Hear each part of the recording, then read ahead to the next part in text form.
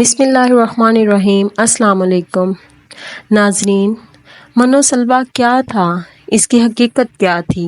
یہ کس نبی کی امت پر اور کیوں نازل ہوا؟ کیا من و سلویٰ جنت سے نازل شدہ کھانا تھا یا پھر اللہ تعالیٰ نے یہ دونوں چیزیں زمین سے ہی پیدا کی تھیں؟ من و سلویٰ میں کس جانور کا گوشت کھانے کے لیے ملتا تھا؟ بنی اسرائیل کی قوم 40 برس تک ایک ہی میدان میں کیوں بھٹکتی رہی؟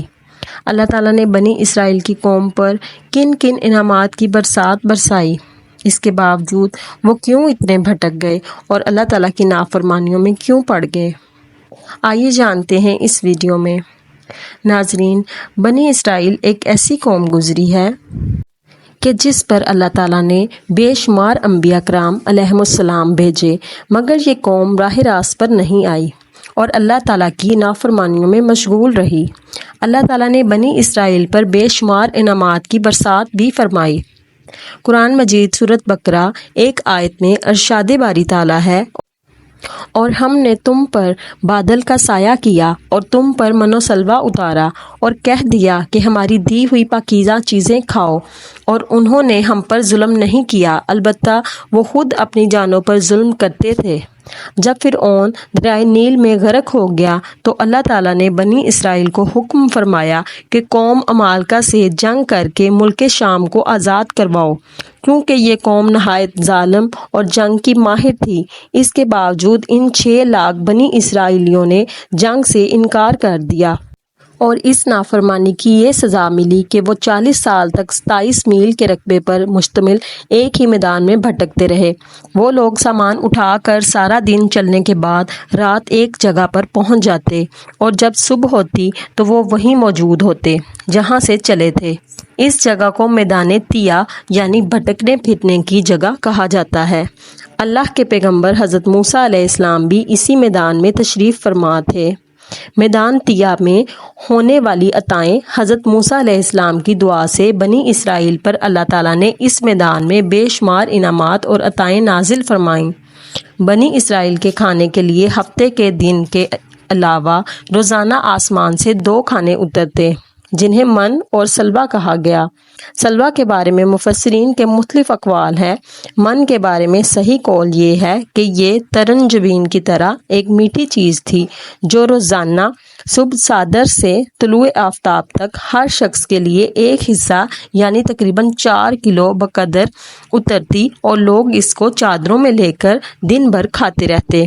بعض مفسرین کے نزدیک من سے وہ مراد وہ تمام چیزیں ہیں جو اللہ تعالیٰ نے اپنے بندوں کو کسی بھی مشقت اور کاشتکاری کے بغیر عطا کر کے ان پر احسان فرمایا، اور سلویٰ کے بارے میں صحیح قول یہ ہے کہ یہ ایک چھوٹا سا پرندہ، اور اس کے بارے میں ایک قول یہ بھی ہے کہ یہ پرندہ بنا ہوا بنی اسرائیل کے پاس آتا تھا، اور ایک قول یہ ہے کہ جنوبی ہوا اس پرندے کو لاتی اور بنی اسرائیل اس کا شکار کر کے کھاتے۔ اللہ تعالیٰ نے قرآن مجید میں ارشاد فرمایا، اور ہم نے تم پر بادل کا سایہ کیا اور تم پر من و سلویٰ اتارا اور کہہ دیا کہ ہماری دی ہوئی پاکیزہ چیزیں کھاؤ، اور انہوں نے ہم پر ظلم نہیں کیا، البتہ وہ خود ہی اپنی جانوں پر ظلم کرتے تھے۔ کوہ طور کا ایک سفید پتھر ان کے پاس تھا، اور جب پانی کی حاجت ہوتی تو اللہ کے پیغمبر حضرت موسیٰ علیہ السلام اپنا عصا اس پتھر پر مارتے اور بنی اسرائیل کے 12 قبیلوں کے لیے اس پتھر میں سے 12 چشمے جاری ہو جاتے۔ یہ وہی عصا تھا جسے حضرت موسیٰ علیہ السلام نے نمرود کے جادوگروں کے سامنے پھینکا تھا، اور اللہ تعالیٰ نے اس عصا کو ایک اژدہا بنا دیا تھا۔ اسی عصا کی برکت سے اس پتھر سے بنی اسرائیل کے 12 قبیلوں کے لیے 12 چشمے اللہ تعالیٰ جاری فرما دیتا۔ دھوپ سے بچاؤ کے لیے ایک بہت بڑا سفید بادل سارا دن بنی اسرائیل کے لوگوں پر سایہ کرتا۔ رات میں میدان کے بیچ میں ایک نورانی ستون اترتا جس کی روشنی میں وہ لوگ کام کاج کرتے۔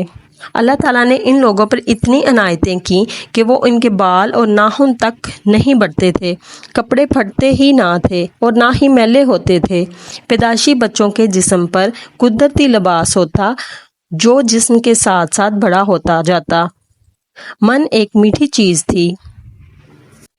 جو فجر کے وقت سے سورج نکلنے تک ہر شخص کے لیے 4 کلو اترتی تھی۔ جب بنی اسرائیل یہ میٹھی چیزیں کھا کھا کر اکتا گئے تو انہوں نے آپ علیہ السلام کی بارگاہ میں شکایت کی، جس کے بعد ان کے لیے سلوہ اتارا گیا، جو ایک بھنا ہوا چھوٹا پرندہ تھا۔ بعض مفسرین نے اس پرندے کے حوالے سے لکھا ہے کہ یہ تیتر تھا، اور بعض نے لکھا تھا کہ بٹیر تھا۔ منو سلوہ کے حوالے سے روایات میں آتا ہے کہ یہ ایک ایسا کھانا تھا جو انتہائی آسانی سے ہضم ہو جاتا تھا، رنگ، خوشبو اور ذائقے میں بے مثال تھا، جو ہر طبیعت اور مزاج کو موافق آتا تھا۔ پھر اللہ تعالیٰ نے بنی اسرائیل کو نافرمانی کی سزا دی، چونکہ حضرت موسیٰ علیہ السلام کا حکم تھا کہ کھانا روز کا روز کھا لیا جائے، سوائے جمعہ کے، کل کے لیے بچا کر نہ رکھا جائے، کہ ہفتہ کو منو سلوہ نازل نہیں ہوتا تھا، مگر بعض ضعیف القتال لوگوں کو یہ ڈر لگنے لگا کہ اگر کسی دن منو سلوہ نہ اترا تو لوگ اس میدان میں بھوکے مر جائیں گے، چنانچہ ان لوگوں نے کچھ چھپا کر کل کے لیے رکھ لیا۔ تو نبی کریم صلی اللہ علیہ وسلم نے اس حوالے سے بڑی تفصیل سے بیان فرمایا کہ اللہ کے پیغمبر حضرت موسیٰ علیہ السلام کی اس نافرمانی سے ایسی نحوست پھیل گئی کہ جو کچھ لوگوں نے کل کے لیے جمع کیا تھا وہ سب سڑ گیا، اور آئندہ کے لیے ان کا اترنا بند ہو گیا۔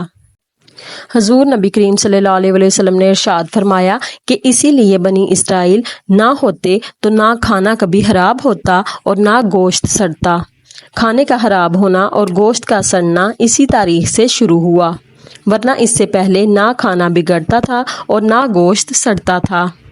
ان تمام عطاؤں اور انعامات کا ذکر اللہ تعالیٰ نے قرآن مجید میں بڑی تفصیل کے ساتھ بیان فرمایا، اور فرمایا کہ جب تم نے موسیٰ سے کہا کہ اے موسیٰ، ہم سے ایک ہی قسم کے کھانے پر ہرگز صبر نہ ہو سکے گا، اس لیے اپنے رب سے دعا کی کہ وہ ہمیں زمین کی پیداوار، ساگ، ترکاری، گیہوں، مسور اور پیاز دے۔